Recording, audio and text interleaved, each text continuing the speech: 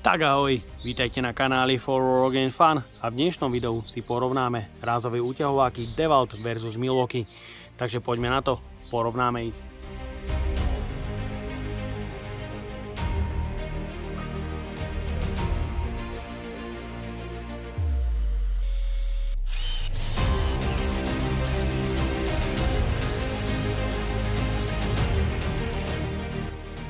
V dnešnom porovnaní si poriadne naložia do držky rázové úťahováky v kategórii do 226 Nm v cene do 300 €, u Milwaukee M18 FID2 a DeWalt DCF 850 NT.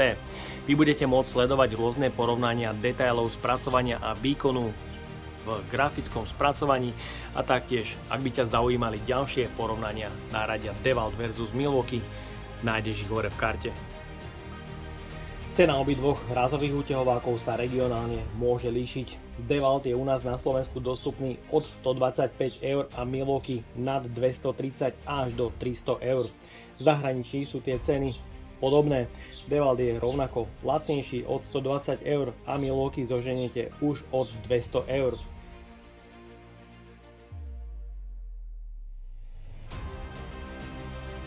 Obidva rázové úťahováky sú veľmi malé, kompaktné a veľmi dobre sedia v ruke. Sú ľahučké, je tu veľmi nízka hmotnosť a veľmi dobrá ergonómia u obidvoch modelov. Nie sú tu žiadne nedokonale spoje na konštrukcii, takže to zaručuje u obidvoch modelov veľmi pevnú konštrukciu. Rovnako úťahovák od Milwaukee je malinký, veľmi kompaktný, veľmi pekne sedí v ruke a rovnako tu nie sú žiadne nedokonale spoje na konštrukcii.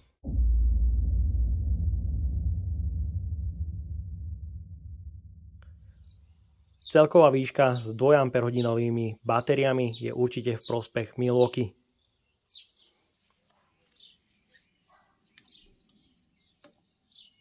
Samotné telo má hĺbku niečo málo cez 100 mm. A u Milwaukee to ešte donedávna bol jeden z najmenších úťahovákov, ale dnes už je celkom robustných rozmerov 116,8 mm.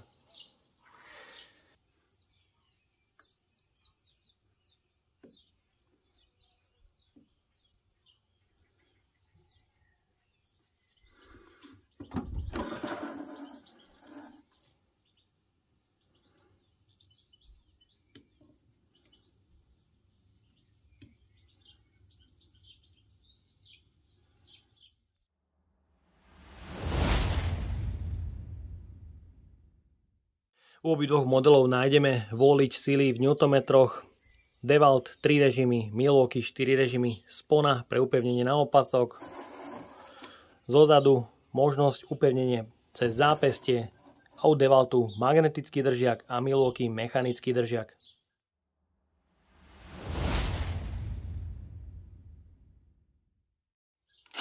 U obidvoch modelov nájdeme LED pracovné osvetlenie, u DeWaltu v 3 ledkách, Milwaukee 1 ledka. Je tu ale dlhšie načasovanie a oneskorené vypnutie pracovného osvetlenia u DeWaltu na 20 sekúnd a u Milwaukee na 10 sekúnd. Rovnako sa pozrieme aj na intenzitu osvetlenia a tvorenie tieňov.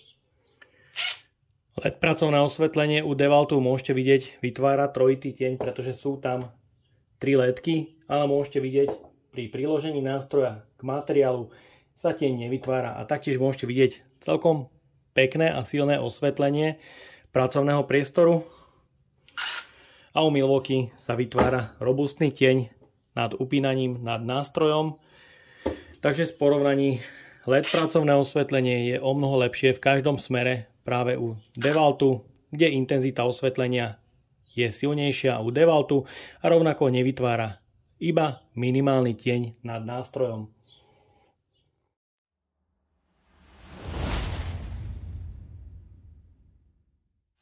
Obidva modely poháňa výkonný brushless motor u DeWaltu so silou 205 Nm a 3250 otáčok bez zaťaženia s 3 rýchlosťami, kde na jednotke je funkcia Precision Drive, na dvojke výrobca nešpecifikuje silu a na trojke maximum 205 Nm. Funkcia Precision Drive je určená pre doťahovanie metrických skrutiek. U Milwaukee maximálna sila 226 Nm, v 4 režimoch maximálne otáčky 3600, na jednotke 119 Nm, na dvojke 176 Nm a na trojke maximum 226 Nm. Štvrtý režim je optimalizovaný pre práce, kde výkon stroja sa reguluje podľa zaťaženia.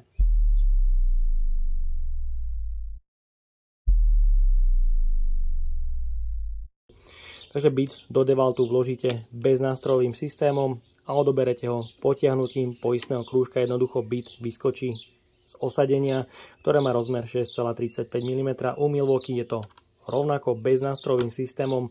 Vložíte dovnútra a potiahnutím poistného krúžku nástroj jednoducho odoberiete. No a práve to upínanie u Milwaukee sa mi občas stáva, že nástroj gulička vo vnútri niekedy nezaistí úplne ideálne a je možné bez toho, aby ste potiahli poistný krúžok, nástroj jednoducho vybrať.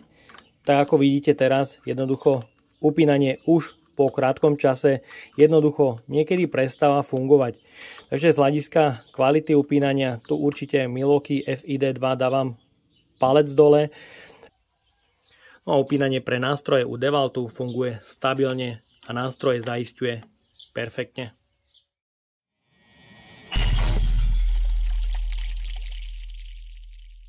Hmotnosť samotného stroja u DeWaltu je 1013 gramov. U Milwaukee iba s nástrojom 1044 gramov.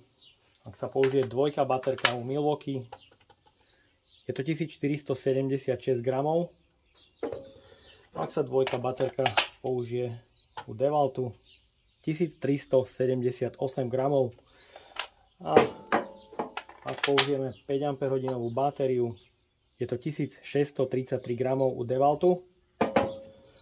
A ak na Milwaukee použijeme 5 Ah batériu, je tu hmotnosť 1769 gramov, takže duel v hmotnosti je absolútne vyrovnaný, ale jemne v prospech DeWaltu.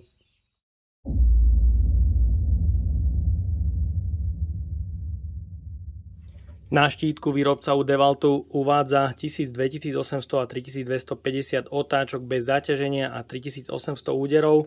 Je tu informácia o Nemecku, ale pôvod výroby je Made in China. A štítok u Milwaukee uvádza 3600 otáčok a 4300 úderov bez zaťaženia a rovnako výroba Made in China.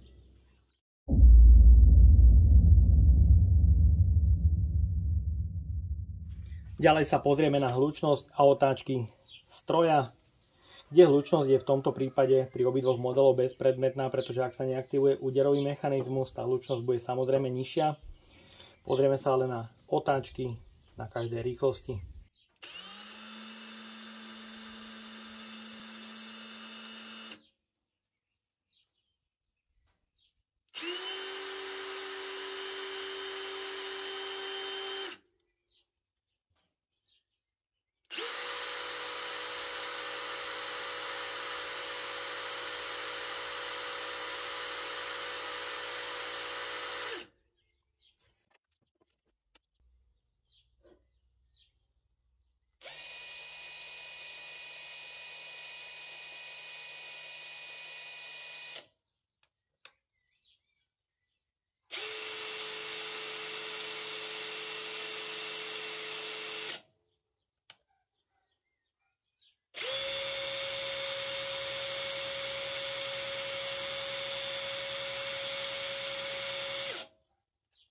No a tu ste pri meraní mohli vidieť následovný dosť veľký paradox, že Milwaukee nedosiahol otáčky, aké výrobca uvádza na svojom štítku.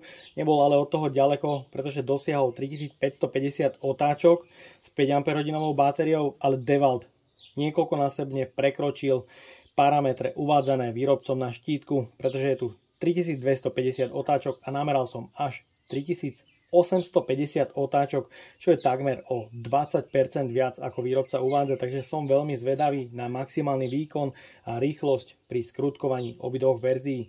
Tá hlučnosť bola bezpredmetná plus minus.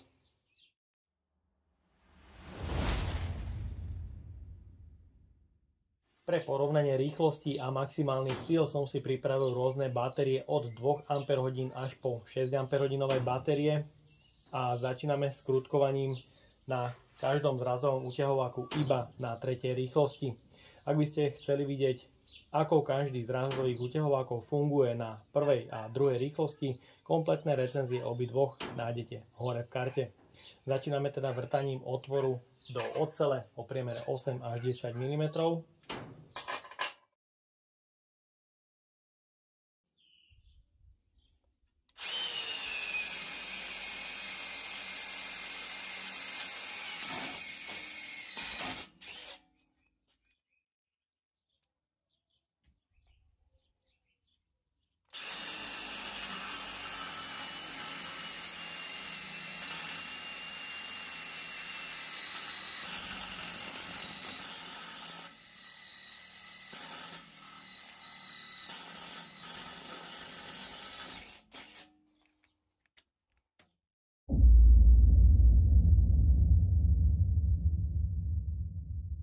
Ďalej pokračujeme vrtaním do tehly a betónu o priemere otvoru 8 mm.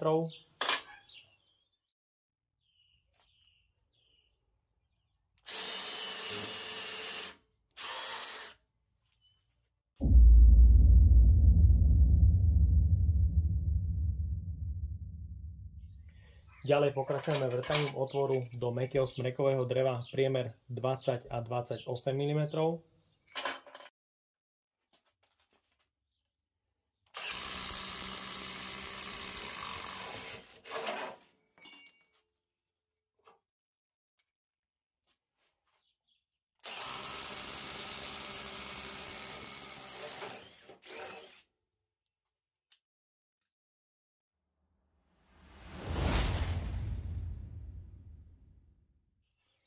Ďalej pokračujeme s krútkovaním do mäkkého smrekového dreva priemer 6, 8 a 10 mm, dĺžka 100 až 300 mm.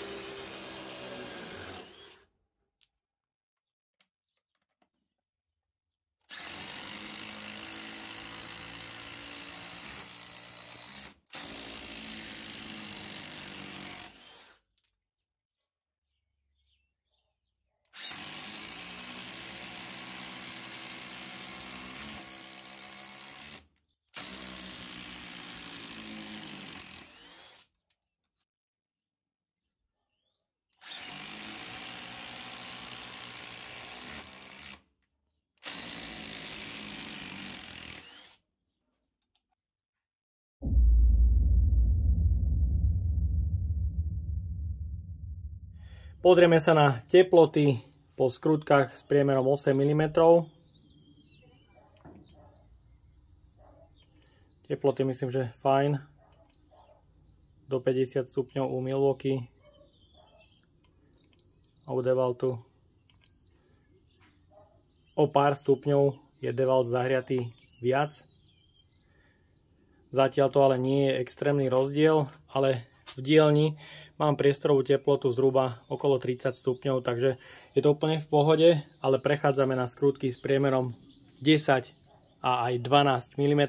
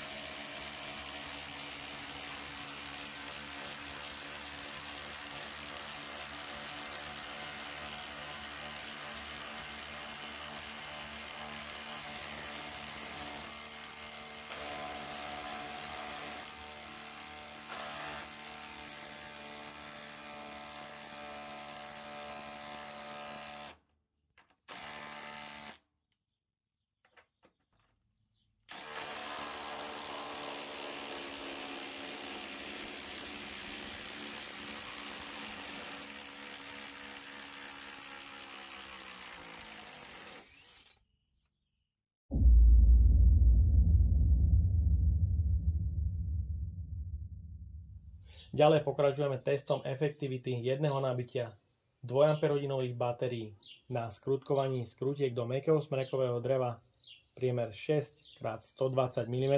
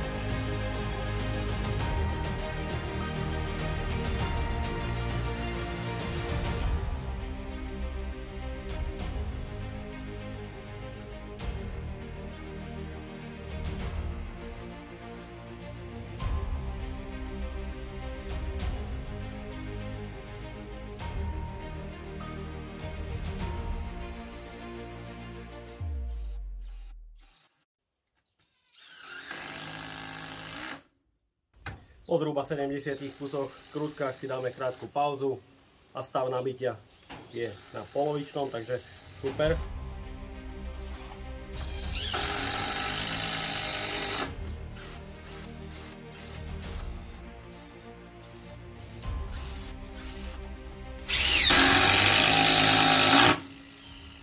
Takže dáme si krátku pauzu zhruba po 70 skrutkách.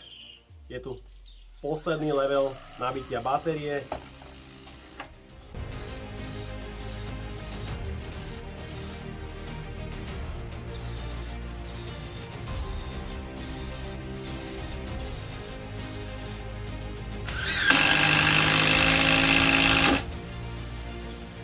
Tak a máme tu prvé odstavenie a je tu vidieť prehriatú batériu.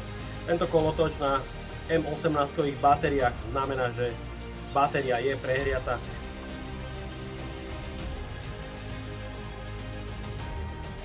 Nástrojí do 50 stupňov,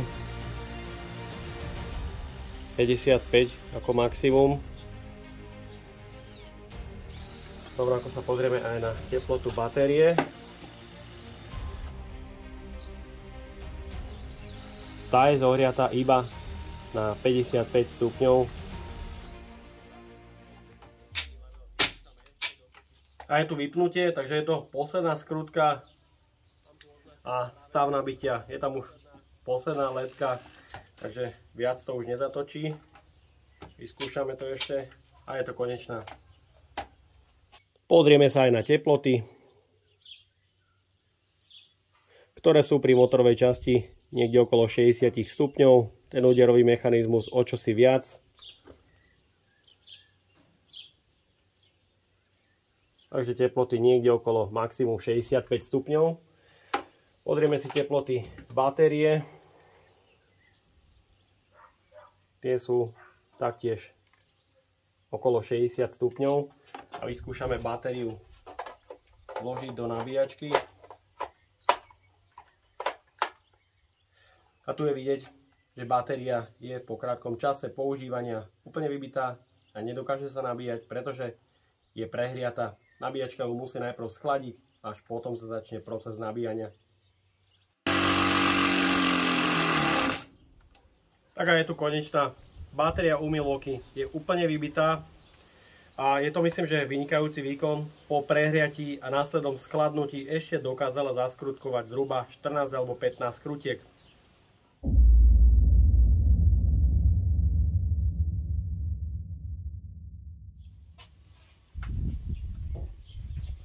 Na obidvoch mašinách nastavujem tretí režim pre overenie maximálnych síl. Dotiahnem M16.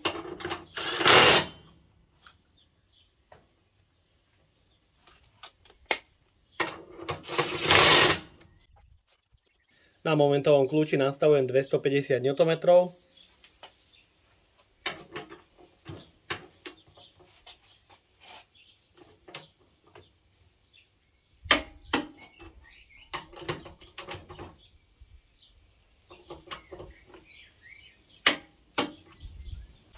A na obidvoch máme 250 Nm, vyskúšame povoliť.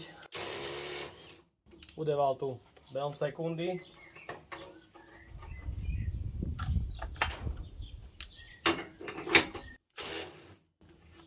A bolo vidieť, že Milwaukee to potočilo o čosi rýchlejšie.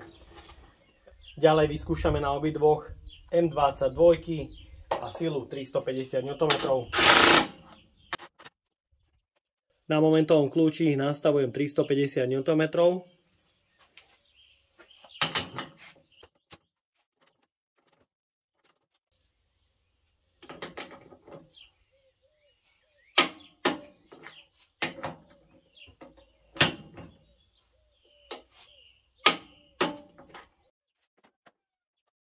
Pokračujeme Milwaukee na tretej rýchlosti, na skrutkách je už 350 Nm.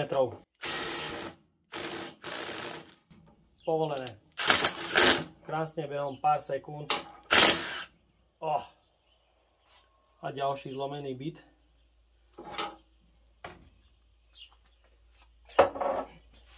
Tie bity, či už sú to Milwaukee, Makita alebo akékoľvek, proste na týchto aplikáciách sa lámú dosť často.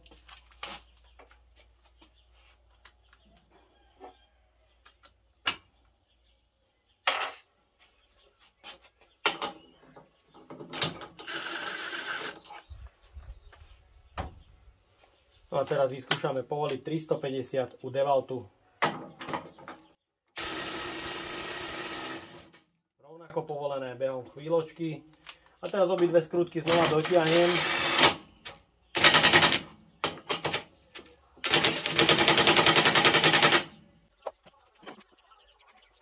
Teraz na momentovom kľúči nastavujem už 450 Nm.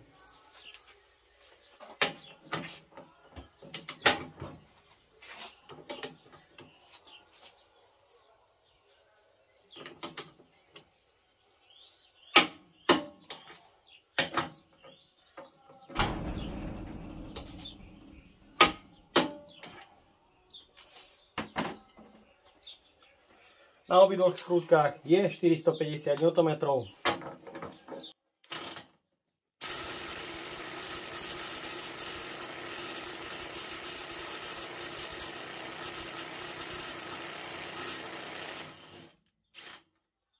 Trvalo to dlhšie, ale aj DeWalt povolil 450. A teraz to isté vyskúšame z Milwaukee na tretej rýchlosti. A tu je vidieť, že to Milwaukee aj 450 Nm povolilo rýchlejšie ako DeWalt. Takže je tu určite väčší predpoklad na to, že uťahovák od Milwaukee je silnejší a samozrejme aj efektívnejší a koniec koncov aj rýchlejší pri rôznych aplikáciách.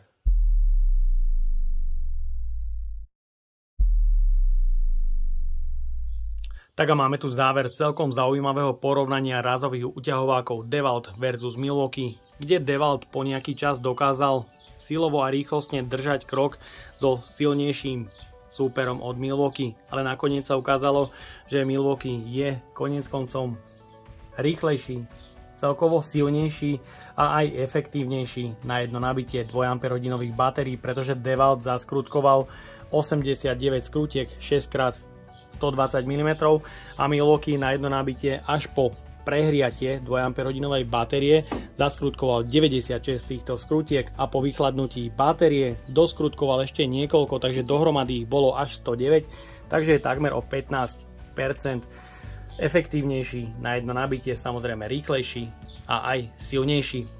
Určite obidva tieto rázové uťahováky chválim, sú výborné a určite ich odporúčam obidva, takže je to na vás, ktorý si vyberiete. A ak by ste chceli vidieť ďalšie porovnania DeWalt versus Milwaukee, nájdeš ich hore v karte a ja dúfam, že sa ti dnešné video páčilo. Ak by si ma aj ty chcel podporiť finančným príspevkom, dole do popisu vkladám link na PayPal Donate. No a odo mňa je to na dnes všetko. A ak sa ti toto video páčilo, daj like, potvrď odber a zvonček, aby ti už neušlo ďalšie video. Ahoj.